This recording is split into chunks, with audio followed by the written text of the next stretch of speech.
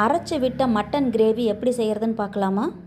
குக்கரில் 3/4 kilo chicken, மஞ்சள் தூள், உப்பு, 1 டேபிள் ஸ்பூன் இஞ்சி பூண்டு பேஸ்ட் எல்லாத்தையும் சேர்த்துட்டு 100 ml தண்ணி ஊற்றி 7-8 விசில் விட்டு வேக வச்சுக்கலாம்.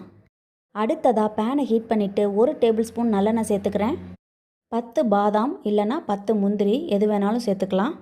சின்ன துண்டு பட்டை, 4 கிராம்பு, 3 ஏலக்காய், 2 டேபிள் ஸ்பூன் வர மல்லி. இதில் சொல்கிற அளவுகள் எல்லாமே மெஷரிங் ஸ்பூன்லையும் மெஷரிங் கப்பையும் வச்சு தான் அளந்து கரெக்டாக சொல்லியிருக்கேன். அடுத்ததாக 3/4 டேபிள் ஸ்பூன் சீரகம், 3/4 டேபிள் ஸ்பூன் சோம்பு, மிளகு 1/2 டீஸ்பூன்.